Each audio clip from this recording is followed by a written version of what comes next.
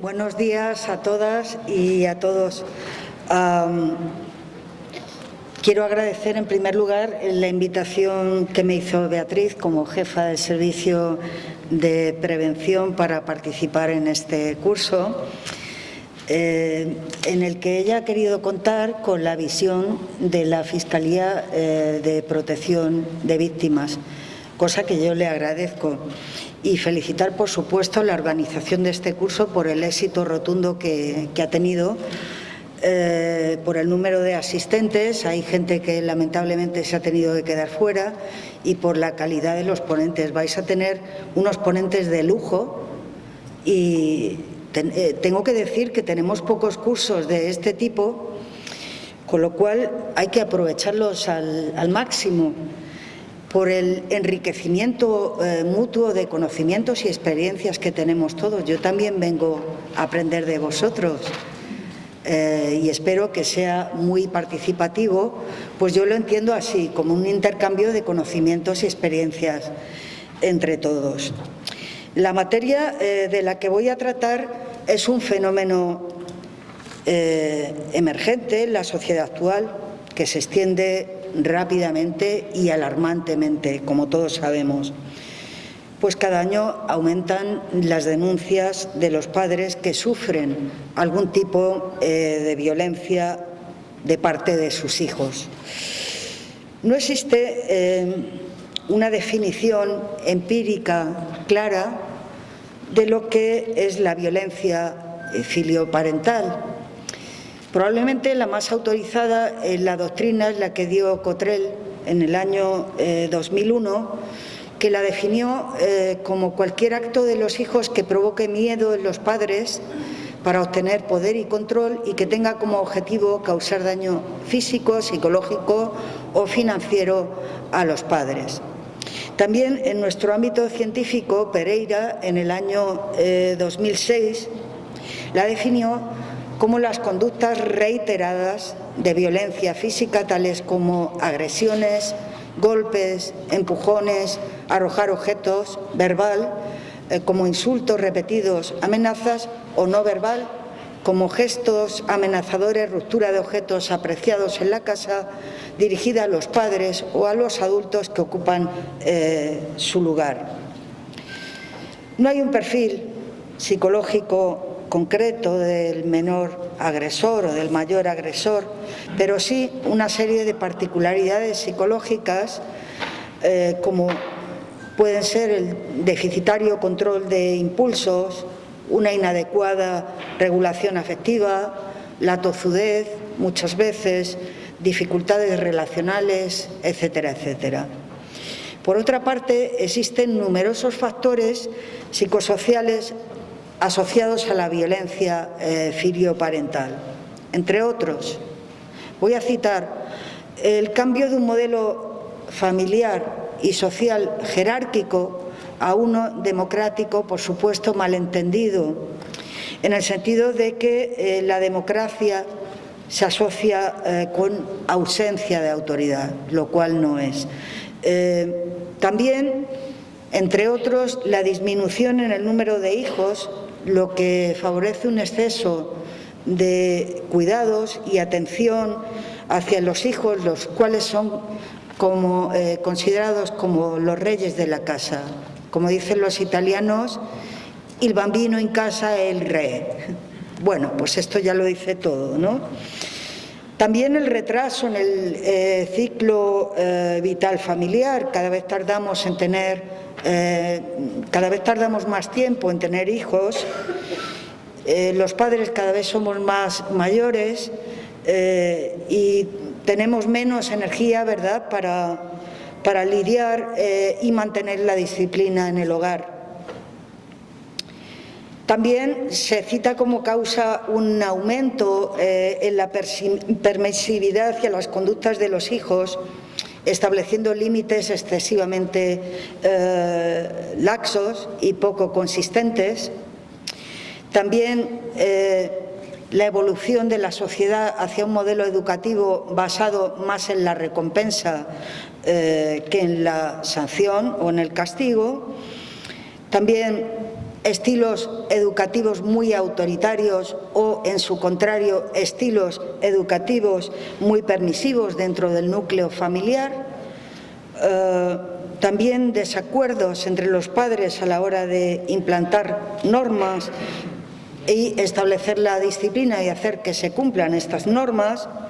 También, caso muy frecuente que vemos en los juzgados de guardia, casi siempre asociado a estos fenómenos, la drogodependencia, la psicosis, otras enfermedades mentales y, por último, también experiencias previas de malos tratos en la familia.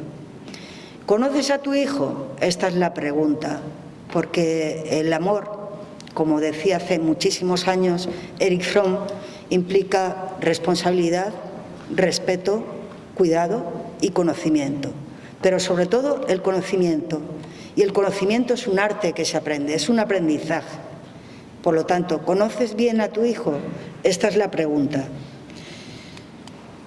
¿Qué podemos hacer para evitar la violencia o para prevenir la violencia filioparental? Pues yo creo que, teniendo en cuenta la diversidad de los factores que están implicados en el fenómeno, es difícil establecer unas pautas generales que sean efectivas para cada familia y para cada niño o adolescente determinado, dadas las peculiaridades, ¿verdad?, de cada caso concreto. Y aún así, creo que hay algunos aspectos que conviene tener en cuenta o a considerar en el área de prevención. En primer lugar, la violencia es un comportamiento aprendido que se transmite de generación en generación. Este es un hecho constatado. Por lo tanto, como padres, es importante evitar que los niños aprendan que la violencia es un método o un medio eficaz de resolver conflictos. En segundo lugar, tanto las familias autoritarias como aquellas muy permisivas conforman estilos educativos muy perjudiciales. El estilo democrático, es decir, aquel en el que los conflictos se negocian, aquel en el que hay un diálogo y una comunicación permanente entre los miembros de la familia, ha demostrado ser el más conveniente para un buen desarrollo en los niños. Esto no es incompatible con que los padres tomen sus decisiones y ejerzan la autoridad ante determinadas circunstancias, siendo además deseable para transmitir seguridad, estructura y guía a los hijos. En tercer lugar, en las familias donde existen episodios de violencia filioparental es frecuente la dificultad que nos cuentan los padres de establecer normas y conseguir que éstas se cumplan. Existen muchas situaciones que favorecen este tipo de problemas, como los desacuerdos entre los padres, el distanciamiento o las descalificaciones mutuas entre los progenitores, o la creencia de que ya no se puede hacer nada con este hijo, porque los hijos desobedecerán, haga lo que yo haga. También la idea de que la labor educativa corresponde exclusivamente a los colegios, o más al colegio que a la familia. También los miedos que los padres tienen de traumatizar al hijo si se le exige algo, etcétera, etcétera. El hecho, entiendo, de que la familia pueda establecer normas claras y coherentes constituye, a mi juicio, un aspecto preventivo primordial. Una de las variables de personalidad de los niños y jóvenes agresores que más comúnmente se repiten es la baja tolerancia a la frustración. Y la baja tolerancia a la frustración también es producto del aprendizaje, también es un comportamiento que se aprende. Entonces, tan importante es dar apoyo y contención a los niños para que se sientan seguros, como enseñarles a aceptar las negativas en determinadas ocasiones. Y por último,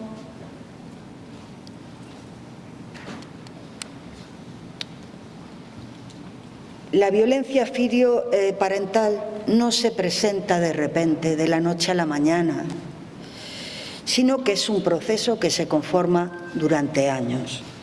Es por ello que es importante, cuando se presentan los primeros episodios, consultar a un profesional especializado, cuando se detecten las primeras dificultades para ejercer la autoridad en el hogar y establecer límites a los hijos que sean aceptados adecuadamente.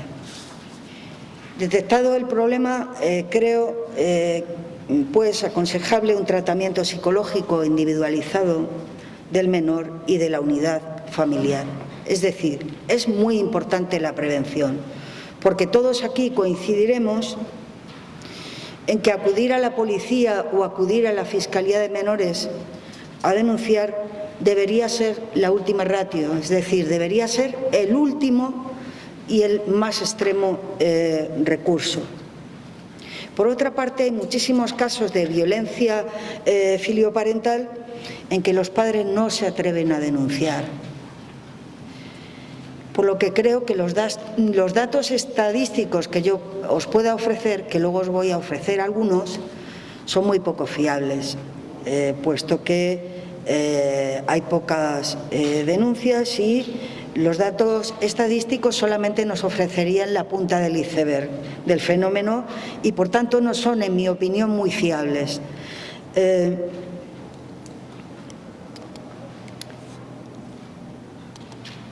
La violencia filioparental, en sus diferentes manifestaciones, está tipificada como delito en nuestro Código Penal y en la Ley Orgánica 5/2000 de responsabilidad penal del menor.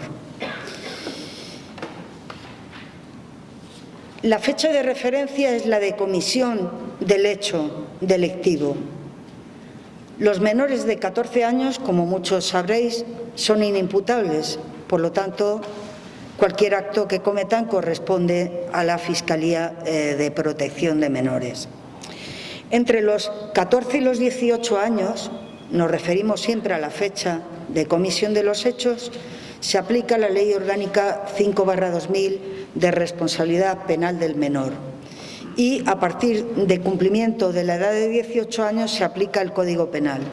La diferencia entre la ley del menor y el Código Penal es que en la ley del menor las medidas o sanciones se llaman medidas, en tanto que para los mayores de edad se llaman penas. Y vamos a dar un breve repaso a los tipos penales más frecuentes que castigan la violencia filioparental.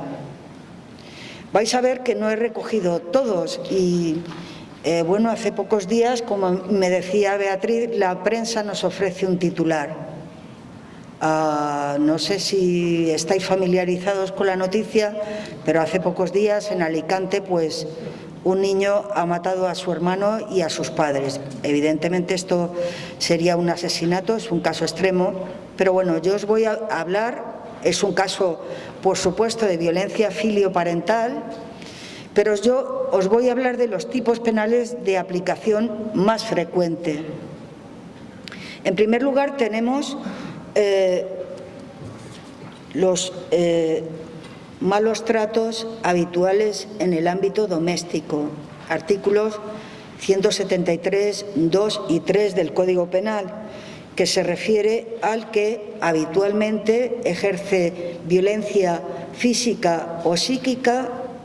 Aquí habla de ciertas personas, pero por lo que se refiere a la materia que voy a tratar, en este caso sobre los ascendientes. Se castiga la violencia habitual sin perjuicio de las penas que pudieran corresponder por cada uno de los delitos que se cometieran de violencia física o psíquica. Las penas se imponen en su mitad superior cuando alguno de los actos de violencia se perpetran en presencia de menores o utilizando armas o tengan lugar en el domicilio común o en el domicilio de la víctima, normalmente los padres, o se realicen quebrantando una pena de alejamiento o prohibición de comunicación o una medida cautelar de la misma naturaleza. Y para apreciar la habitualidad en el maltrato se tiene en cuenta los actos de violencia que resultan acreditados, y esto, lo cual plantea no pocos problemas de interpretación, atendiendo a la proximidad temporal de esos actos y con independencia de que dicha violencia se haya ejercido sobre una o diferentes víctimas de las comprendidas en este artículo, y de que esos actos de violencia hayan sido o no objeto de enjuiciamiento en procesos anteriores. Es decir, este tipo penal castiga la violencia habitual, física o psíquica. Después pasaríamos al artículo 173.4 del Código Penal, que se refiere a los insultos o vejaciones injustas de carácter leve cuando el ofendido sea alguna de las personas a las que se refiere el apartado 2 del artículo 173. Es decir, aquí entran los progenitores. A continuación está el artículo 153, 2 y 3 del Código Penal, que se refiere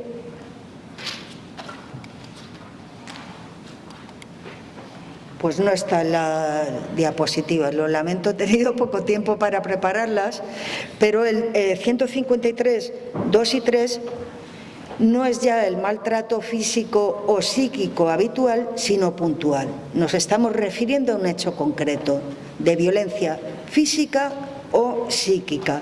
Sujetos pasivos, los mismos.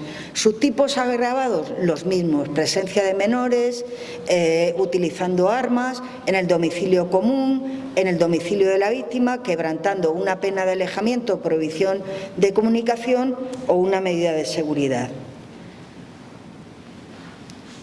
Después tendríamos las amenazas, que pueden ser con armas o instrumentos peligrosos, o amenazas leves sin armas. Artículos 171, puntos 5 a 7. Exactamente lo mismo.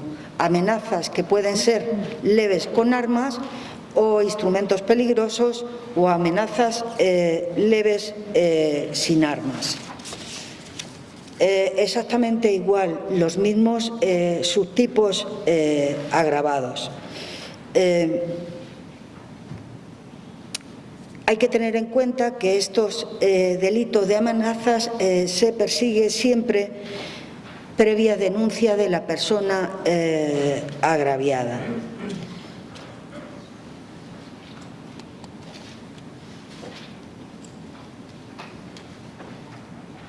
Estas serían las amenazas leves sin armas.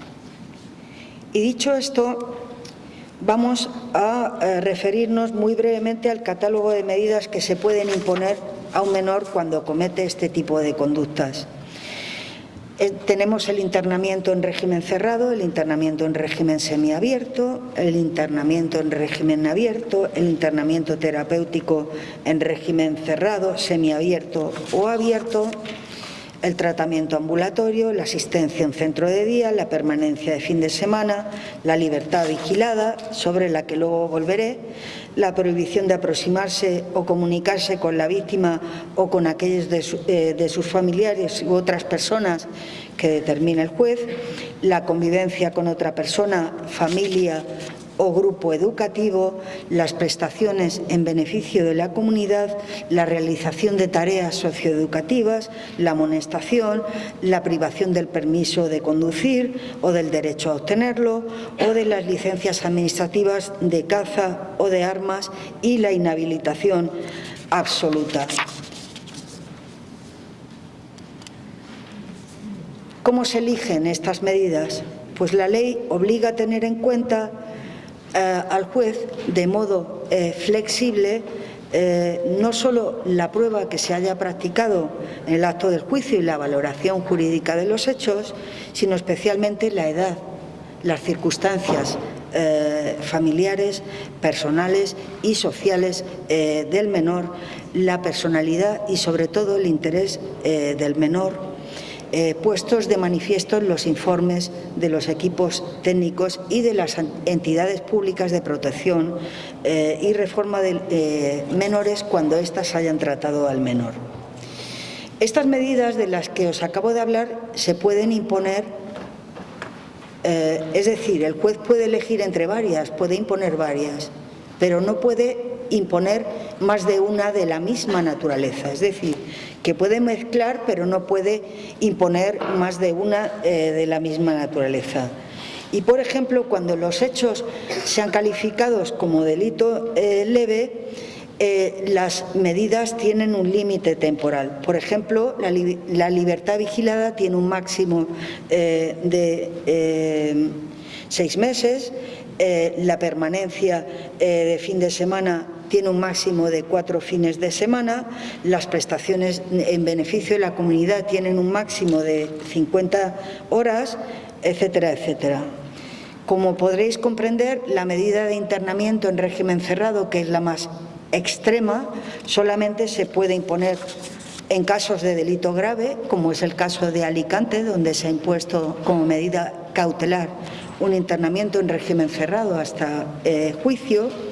Y cuando se trata de delito menos grave, y esto va en función de la pena, se puede imponer internamiento en régimen cerrado cuando el hecho se ha cometido con violencia o intimidación o se ha generado un grave riesgo para la vida o la integridad física de las personas.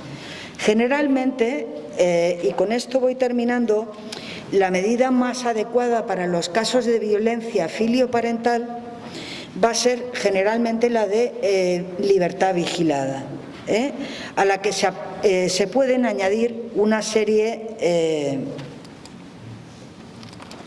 de reglas de conducta que vamos a ver aquí.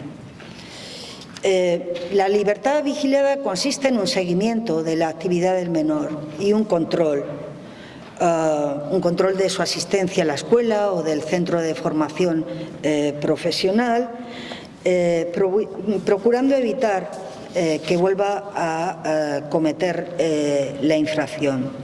También se le pueden imponer una serie de reglas como la obligación de someterse a programas de tipo formativo, cultural, educativo, la prohibición de acudir a determinados lugares, la prohibición de residir en el domicilio con los padres, que cuando conlleve la imposibilidad de convivir con los padres, los fiscales tendremos que dar cuenta a la entidad de protección para que arbitre las medidas de protección oportunas, etcétera, etcétera. La libertad vigilada, os tengo que decir que es una medida que está obteniendo muy buenos resultados en la práctica, según me cuentan las fiscales de menores de Granada, que los padres suelen estar muy satisfechos con los resultados. Y por último, os quería ofrecer algunos datos estadísticos de la Fiscalía de Menores que a mi juicio son interesantes. Menores detenidos, os voy a dar datos del año 2020 porque creo que son muy interesantes, inicio de la pandemia. Algunos os van a sorprender. Menores detenidos por la policía por malos tratos en el ámbito familiar, 9, de un total de 109 detenciones. El 85% de los detenidos son varones y el 15% mujeres. Y esto os va a sorprender, en 2020 se detectó en la Fiscalía de Menores un descenso en el número de expedientes y en el número de denuncias por violencia filioparental contra todo pronóstico. Pues con la pandemia, ¿verdad?, todos preveíamos un incremento exponencial de la violencia intrafamiliar, sobre todo porque se decretó el confinamiento y se decretaron restricciones de la movilidad. Pues bien, en 2020, sorprenderos, se incoaron 71 expedientes, 25 menos que el año anterior. Para reflexionar, es la cifra más baja desde el año 2015. Por lo tanto, no se cumplieron las previsiones de incremento de la conflictividad familiar. No obstante, y atendido el volumen total, tengo que deciros que la violencia filioparental representa la actividad más importante de las fiscalías de menores de toda España.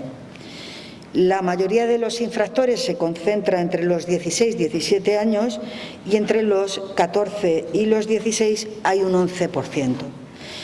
Y os tengo que decir también que con carácter cautelar se adoptaron el año pasado 37 libertades vigiladas y es la medida que se adopta con mayor frecuencia.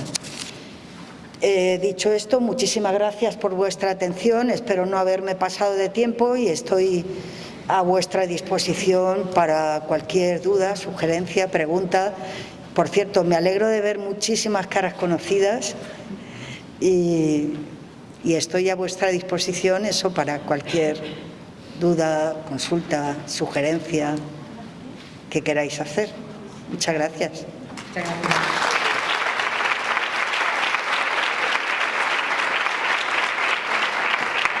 Si tenéis alguna pregunta que hacerle, alguna duda que se haya quedado allí en la persona.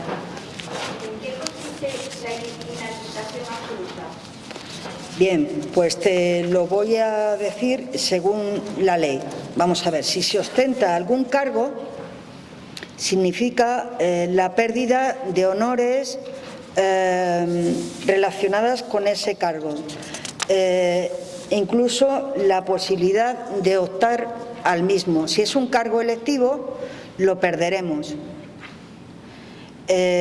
Incluso la posibilidad de obtenerlo durante el tiempo que dure la medida. Si quieres, te lo digo exactamente como dice la ley. Pues es la pérdida de todos. La medida de inhabilitación absoluta produce la privación definitiva de todos los honores, empleos y cargos públicos sobre la que recae, aunque sean electivos, así como la incapacidad para obtenerlos y cualesquiera otros honores, cargos o empleos públicos y la de ser elegido como cargo público durante el tiempo que dura la medida, si es un menor, o la condena, si es un mayor. ¿He respondido correctamente? Pensaba que se refería a menores, no adultos, porque un menor, ¿qué cargo puede tener o qué? Pues imagínate, sencillamente me alegro de que me hagas esa pregunta porque es muy interesante. Sencillamente, cuando una persona cometió unos hechos siendo menor de edad y va a ser enjuiciado siendo mayor, puede ostentar algún cargo electivo. Entonces se le puede privar de él o, porque lleva aparejada también la pena, la posibilidad de obtenerlo durante el tiempo que dure la medida o la pena. La pregunta es muy interesante, ¿eh? Gracias. ¿Algo más? Sí, yo quería saber, a nivel de percepción y trayectoria profesional, que parece ser que es bastante dilatada en tu caso. Nosotros somos de servicios sociales comunitarios y a veces hay fisuras, incluso desencuentros con el tema de fiscalía, una vez por desconocimiento y otro porque la coordinación entre los dos sistemas que operan sobre las mismas personas no es la adecuada.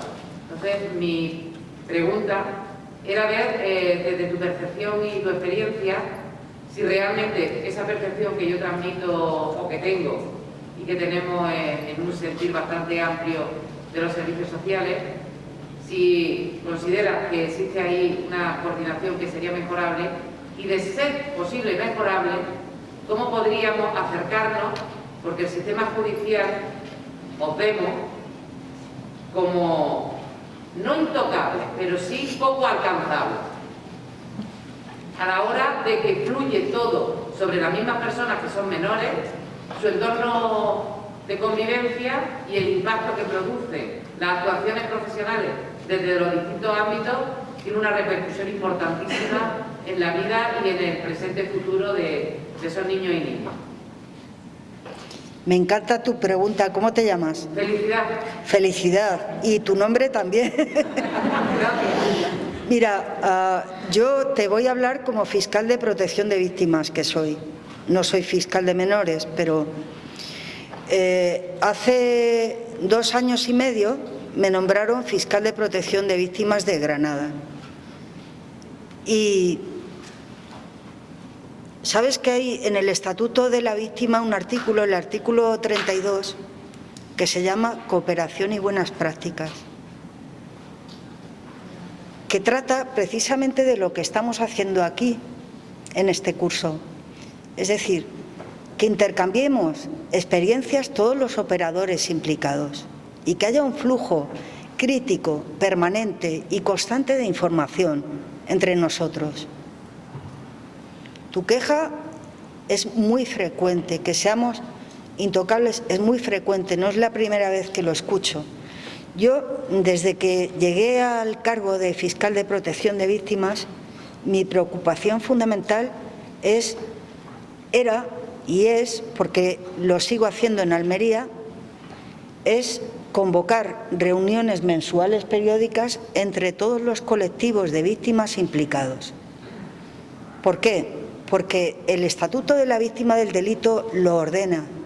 Es decir, que haya un flujo de información constante y periódica entre nosotros y que además ese flujo sea multidisciplinar, no es algo que hayamos inventado nosotros, sino que lo dice la ley, lo impone la ley. Por eso yo instauré hace 2 años y medio, Beatriz te lo puede confirmar y Sandra del SABA, reuniones mensuales periódicas entre todos los colectivos implicados en la protección de víctimas. ¿Por qué? ¿Y para qué? Pues para que haya una constante evaluación e implementación de todos los mecanismos que pone en marcha la ley para la protección de las víctimas y para que nosotros hagamos una evaluación crítica de esos mecanismos. Entre otros, la cooperación entre nosotros. Yo creo que mi mesa siempre ha estado abierta a todos los colectivos implicados. Entonces, creo que es muy bueno. Lo que estamos haciendo aquí es eso, es cooperación y buenas prácticas. Yo vengo a aprender de vosotros y creo que puedo enseñar poco, pero lo que la ley quiere es un intercambio fluido y crítico de información entre nosotros. Y lo que me estás diciendo, pues creo que ayuda a mejorar, a sumar esfuerzos para pues hacer que todo lo que no funciona, funcione mejor. Yo quería matizar, es verdad que ella lo implantó aquí en Granada y se han ido invitando a esa mesa, pues estaban allí presentes, justicia por parte de Justicia Juvenil, la Fundación Magdalena, los que nos programa nuestro, nosotros, la UFAM, o sea, ha habido un montón de agentes. Es verdad que en esas mesas se tratan pues, el tema de las víctimas y de las pruebas que constituidas y un montón de cosas, pero sí que está abierto. Ella se ha ido y ha continuado. La persona que ha venido ahora, en concreto, es la que es fiscal de menores, o sea, que ha cogido el cargo de fiscal de víctimas y hemos tenido ya una primera reunión y esto está abierto a cualquier iniciativa que cualquier persona, cualquier entidad para coordinar y hacer. De verdad, cualquiera es bien recibido en la mesa, cualquiera que tenga algo que decir. Que no es algo cerrado. En materia de protección de víctimas está abierto a venir, invitado. Pero yo sé lo que se refiere a Felicidad en concreto es que es verdad que a veces hay buena coordinación con la Fiscalía, pero sí que es verdad que es un poco hermética en algunos asuntos, pero entiendo que también son pues, las limitaciones legales o hasta donde se pueda llegar. Pero sí que es verdad que se puede ir trabajando en ese tema. O sea que si quieres la próxima, pues incluso podemos plantear la presencia de los servicios sociales.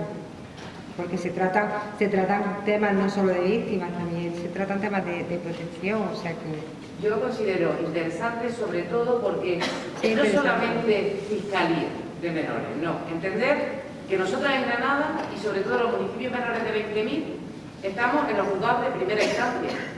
Es decir, yo hablo del sistema judicial, que es verdad que a los servicios sociales se nos queda muchas veces como que estamos a las órdenes de, ¿no? Entonces, que el cambiar ese paradigma en la cooperación, que me parece tan interesante, y luego que la voz de los servicios sociales, que están en los territorios, en primera línea, creo que es fundamental que se tenga en estos foros, porque no es denostar a nadie, pero sí es cierto que las profesionales que estamos en el territorio, con el día a día y piel con piel, con las personas que atendemos, tenemos mucho que aportar en esos foros. Por supuesto que sí.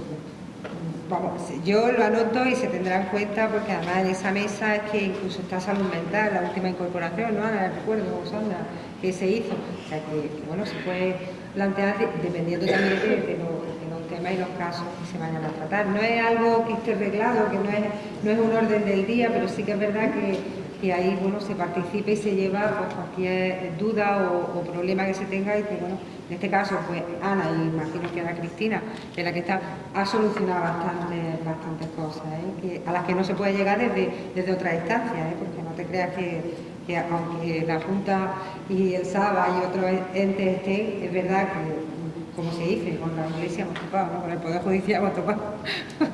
O sea, que ellos son los que tienen en su mano el poder coordinarse, ¿vale?